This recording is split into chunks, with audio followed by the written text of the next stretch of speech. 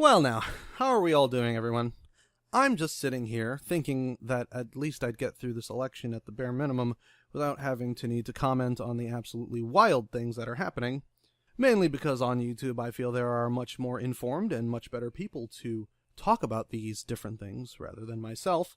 With that being said, I came across something so absolutely strange while I was doing some Twitter browsing that I had to talk just very briefly on it and hopefully get your opinion regarding it. So on Sunday, a press release attached to a tweet was posted to Twitter under the hashtag #GamersForHer, which completely missed my radar and really wasn't in my notice until someone I followed responded to the comment tweets. The press release essentially was a mass endorsement from various game developers all across the gaming industry, all the way from tabletop gaming developers as well as video gaming developers, all for presidential candidate Hillary Clinton. Now, so far I see this as fairly reasonable. I can understand the general idea of hashtag #GamersForHer insofar as much as it is a collection of gamers that just so happen to want Hillary Clinton in office. Makes sense to me. So while reading the mostly innocuous comments talking either in favor of the hashtag or against the hashtag, I then came across this absolute goldmine of a quote, which was, and I quote, "It's the most consequential election in the last 80 years, and that's the topic you bring up? Video games?" Go ahead. Think about it for a little bit. I know. Funny how that works, right? Let's just go over this document, shall we? This Tuesday, it's the only game in town. Hashtag #GamersForHer. We, the 335 people signing this letter, make many of the games and puzzles you play. As game creators, we call on game players all across this great nation to make the best move on Tuesday, voting for Hillary Clinton. Today, there are more great games around than ever before, so we know you have options, but this Tuesday, we need everyone to join in on the finals of the presidential tournament. Whether you're a dice chucker, a card slinger, a meeple monger, a puzzle solver, a button masher, or a keyboard clicker, we need you in the game. Let's take a look at the players. Hillary Clinton is the aunt who brought you your first box of Dungeons & Dragons because she heard it promoted literacy and problem-solving skills.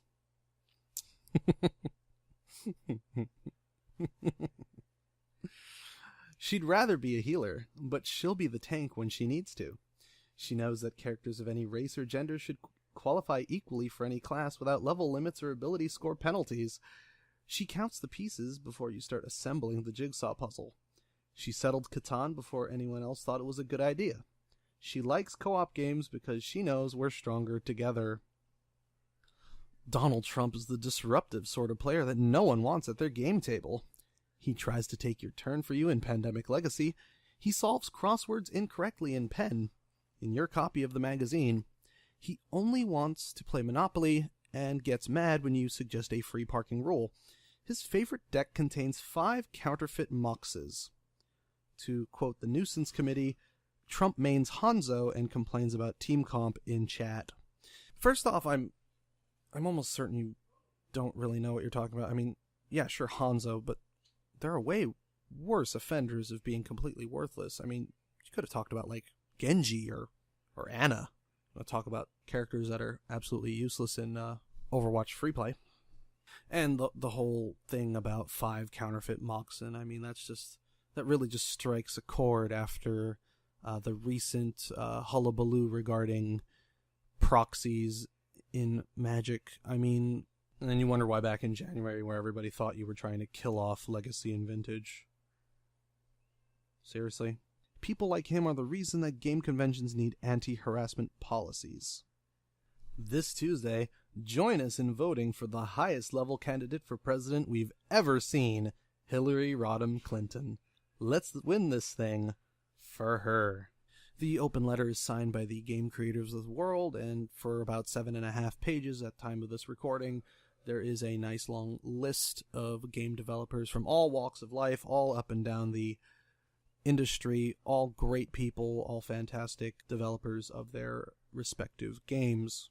So to go back to the initial tweet which caused all of this consternation within myself, quote, "It's the most consequential election in the last 80 years, and that's the topic you bring up? Video games?" I, of course, responded with, when you post a list of video game developers who support Hillary, why wouldn't we talk about her stance on video games? This brought another response, which I thought was actually interestingly written. Because it's beside the point, because everything else matters more, because you are focused on what's important, I don't know. Fair enough, that's a fair response. So then I respond with, well, I fail to see how it could be beside the point when you have a press release being completely gaming related, having 7.5 pages of video game devs talk about supporting Hillary. Why wouldn't we talk about her stance on video games? And then I followed that up with, essentially, how will Hillary make my life as a gamer specifically better? And I'm not saying Trump is better on gaming, which is true. As far as I understand, in 2012, Mr. Trump has, I think he put out a tweet about how video game violence is bad, essentially stating, quote, video game violence and glorification must be stopped. It is creating monsters, end quote. So, right. I mean, I couldn't find any other Google things. Please tell me in the comments below. I haven't seen anything regarding any sort of policy regarding video games. You know, I haven't seen him try to maybe put forward a ban on certain types of video games. He hasn't talked about legislation regarding certain types of video games. The problem I see here is that a certain someone has, and I'll actually let you go ahead and look at that. We are determined to stop a situation in which video games with pornographic and violent content are being peddled to our children.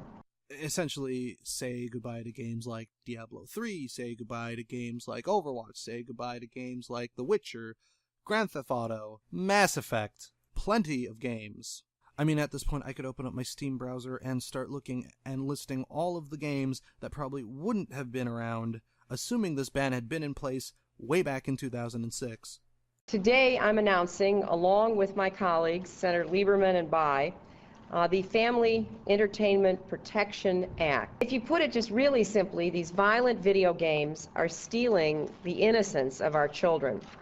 Yes, I did a little bit of cherry picking there, just because I wanted to highlight a couple of the talking points that were expressed in the press conference. I will leave a link to the C-SPAN clip in the description box below.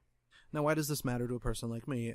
Literally sitting in the middle of a rainforest, talking into a microphone. I've got about what looks to be about 8 hours before I have to wake up, get ready, and head out to the polls because I am a volunteer for my local elections. Why does this matter? Because, one, I'm a gamer, lifelong gamer. I have been playing games for the better part of 40% of my lifespan. So yes, to answer your question, in case it wasn't clear enough, yes, it might be a topic I bring up. I want to know if my elected officials care about video games and what they propose and legislate regarding video games. Yes, I do actually care about that kind of stuff. And let me be very, very clear. This legislation is not about government censorship or regulation of content. Quite simply, it is about protecting children and empowering parents.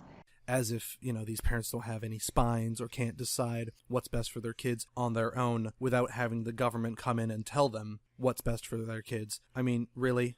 Seriously, people? I don't see the need for government to be dealing with family matters. If I ever have kids in the future, I'll be the one to decide whether or not a piece of media is appropriate or not for my child.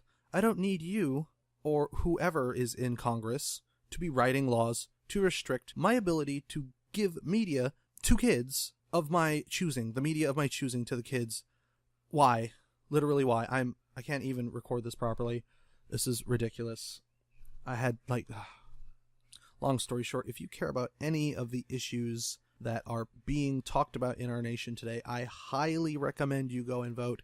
Google has this fantastic thing where you can search up your ballot, you put in your street address, it actually gives you the ballot for your area, and I think that is fantastic. It is phenomenal. It is a great tool to prepare you for the polls. Please go ahead, check that out. Go to your polling place, make your voice heard, and I hope I don't have to be doing these rants in the future, although I have to say I was kind of getting into a little bit of a creative rut regarding what to put up next. So shout out to that Twitter guy for making me autistically mad enough to want to do this. Yeah. Finally, I'd like to thank you, the viewer, for taking the time to watch this. If you liked the video, slap that like, hit that share it around. If you had something you wanted to say, maybe you disagreed with something I had, maybe you have some information you'd like to share, comment section is right below. Links to everything I have alluded to will be in the description, as I said earlier. If you like my content, maybe you want to follow me a little bit, consider hitting the subscribe button. I do update regularly and on a variety of things that matter to me as a gamer. For example, Warframe's The War Within quest, I believe, comes out this week, and you will see me do a full playthrough of that when it drops. Once again, thank you very much for watching. I will see you when I see you.